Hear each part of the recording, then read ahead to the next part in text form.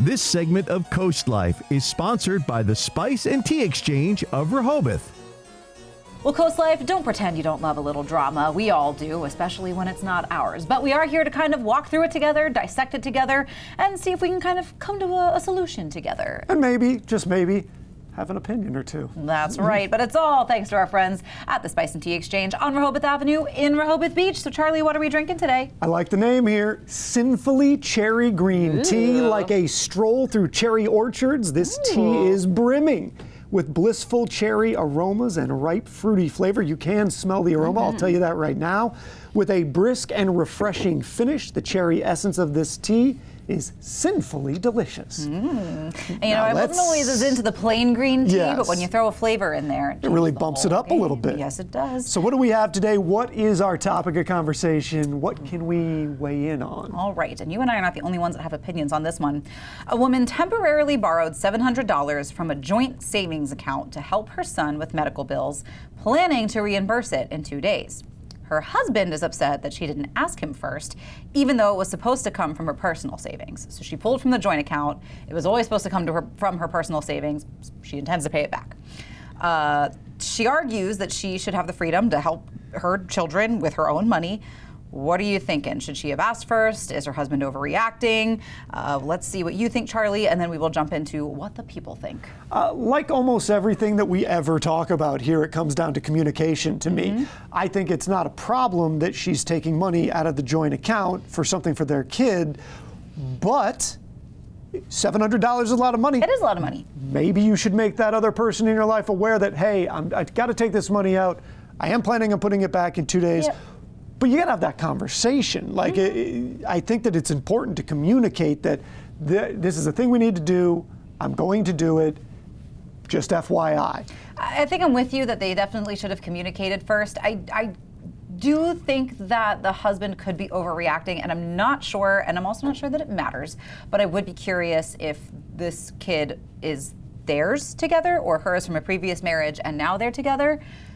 Again, not that I think like that should necessarily change this. I mean, either way, it all. shouldn't matter. I understand that for some people it might. It shouldn't matter in that situation. But again, to me, it's just the issue of what if he also had some expenditure that was about to come out, and now one of the two of you is overdrawing the account because you hadn't talked back and forth. It's just an issue of communication. That is all true, and I feel like, you know, when it's your kids, I understand. I think a lot of parents are of the opinion that your kids come first. Yeah. It's a medical bill, so you want to pay it and make sure that your kid is okay. So I understand all of that, and I think you're right. It all comes back to communication. But over on our Facebook page, we often ask you to chime in as well. Margaret says, why does she have her own personal savings? That's not a marriage. Money mingles, but the amount, yes, tell him. Carol then chimed in saying she disagrees with that they have, you know, an account for joint expenses, but they also have their own independent accounts, which I think I'm with Carol on that one. Sheila says that her husband and herself both they have separate accounts, but they always discuss the spending, especially if it's more than a couple $100s. Steve says he should know.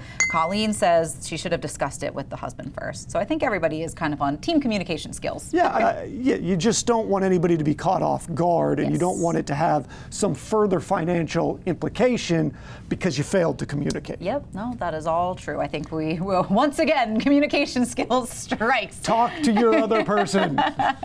But don't forget, if you have some tea, some drama, maybe something going on, and you don't have the answer, we can all work through this together. You can chime in, write in anonymously. We will not share who is sharing with us. We will just work through the problems together. But one thing that's never an issue, never a problem, the tea we're drinking. Let's take a little sip here.